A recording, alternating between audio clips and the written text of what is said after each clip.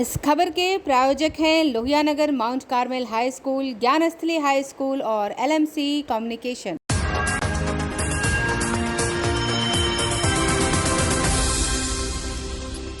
मुख्यमंत्री नीतीश कुमार ने 5 सालों बाद फिर से जनता दरबार की शुरुआत की। पहले दिन सीएम नीतीश ने करीब 200 शिकायतकर्ताओं की शिकायतें सुनी और अधिकारियों को आवश्यक दिशा निर्देश दिए।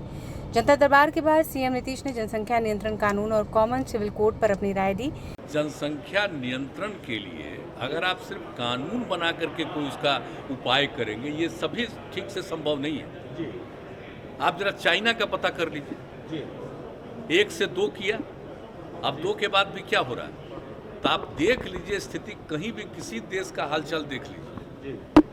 ये सबसे बड़ी चीज़ है कि जब महिलाएं पूरे तौर पर पढ़ी रहेंगी तो इतनी जागृति आती है, इतना कॉन्शसनेस होता है कि अपने आप प्रजनन दर घटेगा। और आप तो जान रहे हैं, शुरू से हम लोग इसके लिए काम कर रहे थे और उसी में जो आपने कहा, जो इसका जो इतना ज़्यादा इस पर रिसर्च हुआ, सर्वे किया गया, देखा गया और देखा गया कि जब पति पत्नी में पत्नी मैट्रिक पास है तो देश भर का एवरेज प्रजनन दर 2 था और बिहार में भी वही किया गया, तो पता चला 2 ही है।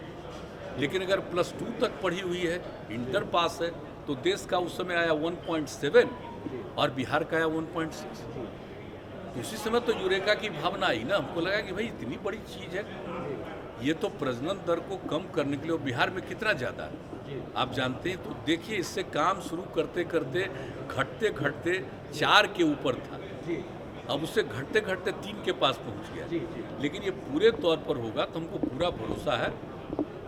वहीं जेडीयू के राष्ट्रीय अध्यक्ष RCP सिंह को मंत्री बनाए जाने के बाद नीतीश कुमार द्वारा बधाई नहीं देने के सवाल पर मुख्यमंत्री ने कहा कि ये सब बात छोड़िए।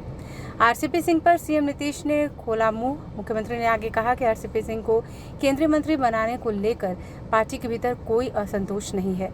उन्होंने कहा कि कैसे नहीं कह सकते कि बधाई नहीं दी है। विरोधियों पर तंज कसते हुए कहा कि उन लोगों को मालूम नहीं होता है और बोलते रहते हैं, बधाई नहीं दी तो जाकर पूछ लें। ऐसी चर्चा होती है जिसका कोई मतलब नहीं होता।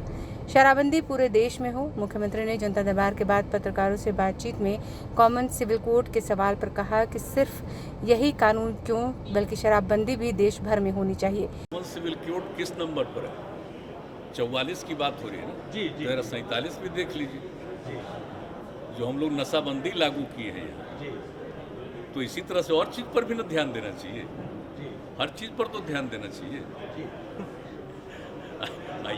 ये सब चीज़ तो खैर इस पर हमको कुछ नहीं कहना है। जो प्रावधान है, तो जो कॉन्स्टिट्यूशन का एक हिस्सा है जिसमें कहा है कि इन सब चीज़ों पर ध्यान दीजिए, तो सब पर ना ध्यान देना चाहिए भाई। तो वहाँ से भी होना चाहिए कि पूरे तौर पर बिल्कुल शराबबंदी पूरे देश में हो, ये भी तो होना चाहिए। ब्यूरो रिपोर्ट, आंखें न्यूज़ 24।